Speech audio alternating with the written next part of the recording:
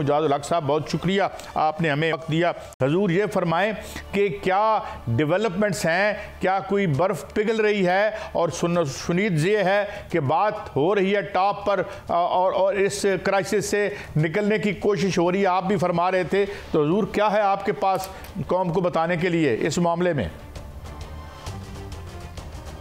बिस्मिल्लाहिर्रहमानिर्रहीम। बहुत शुक्रिया पहले तो आपका कि बड़े अहम मौजू हैं जिन पे आपने गुफ्तगू की है सारे के सारे।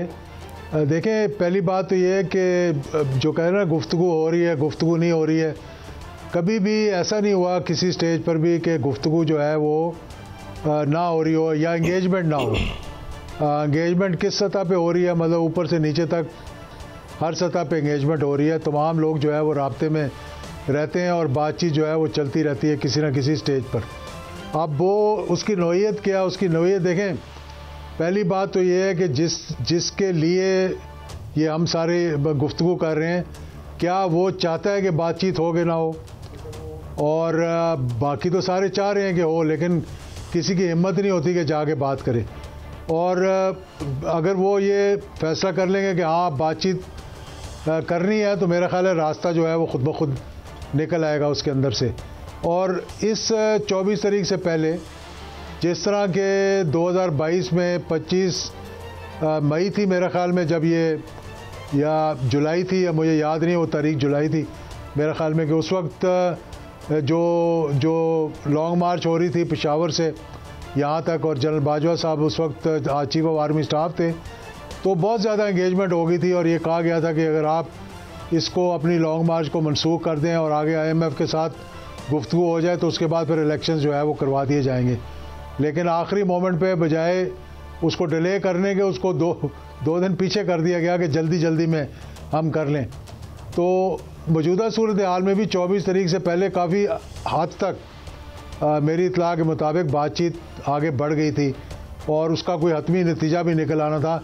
लेकिन आखिरी मोमेंट पर किसी ने बीच में एक स्पैनर फेंक दिया और जिसकी वजह से वो सारी गुफ्तगू भी ख़त्म हो गई। और एंड में जो हुआ वो सब ने देखा कि क्या हुआ डी चौक में, और किस तरह से आए और किस तरह से वापस भी चले गए। जादुल हक साहब, यही बात जो आपने फरमाई है कि एंड पर कुछ ना कुछ हो जाता है। रात को भी एक खबर ये है, उस पर मैं आपके कमेंट्स भी चाहूँगा, आपसे गाइडेंस भी चाहूँगा, आपके पास खबर होती है सर, कि कल रात को भी एक बातचीत हुई जो चौथी बातचीत थी, और उसमें पाकिस्तान जो गैर मुल्की भी कुछ शख्सियात जो थी मौजूद थी, और उस पर भी बानी PTI जो है वो मामला तय होते होते और हो गए, उसके बाद जो है वो ख़त्म हो गए।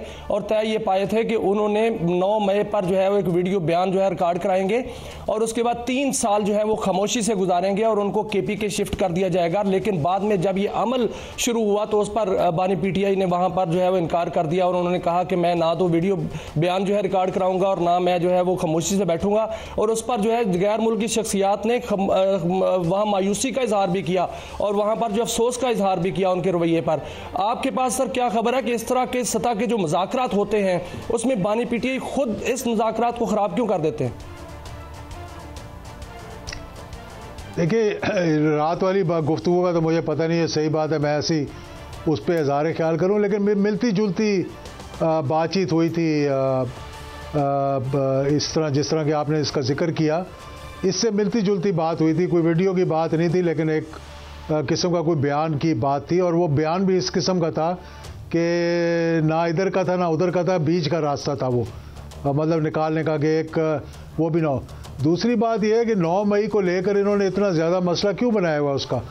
9 मई को जो कुछ हुआ वो किसी को पसंद नहीं आया, नहीं होना चाहिए था।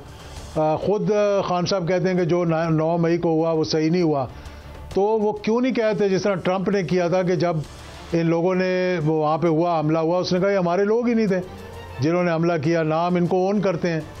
तो इसी तरह से अगर इस पर भी कोई चीज़ ऐसी सामने आ जाए तो मेरा ख्याल है मसले का हल निकल सकता है। आज तो खैर हमारे ये प्रोग्राम आने से पहले आज फ़र्द जुर्म जो है वो आयद हुई है, और आज सारे जो डयाला जेल में थे मेरे ख्याल में, या पता नहीं कहाँ इकट्ठे हुए थे, जिसमें शेख रशीद भी हैं, राजा बिशारत भी हैं, इमरान खान भी हैं और शाह महमूद कुरैशी साहब भी, और भी बहुत से लोग हैं।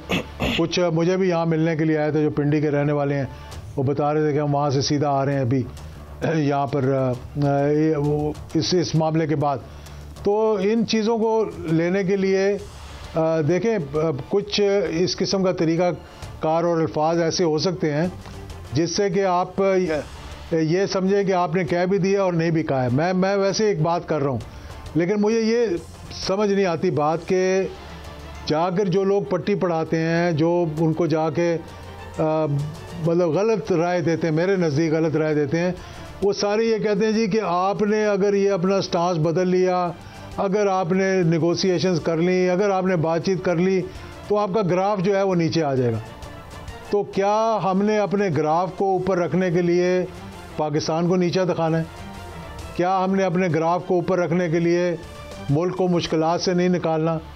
तो क्या हमने अपने ग्राफ को ऊपर रखने के लिए ये सारी इकोनॉमी के और दीगर मसाइल तो उनको हल नहीं करना? हुकूमत और पीटीआई के दरमियान जो मुज़ाकरात हैं वो भी होते हुए नजर आ रहे हैं या नहीं? या जो पीटीआई ने कॉल दे रखी है कि सिविल नाफरमानी की तरफ जाएंगे, तो आपको क्या 14 तारीख तो गुजर गई, अब तक तो सिविल नाफरमानी कहीं नजर नहीं आई, कि आपको ये सब नजर होता हुआ नजर आ रहा है या आगे मुस्तकबिल करीब में मुज़ाकरात नजर आ रहे हैं?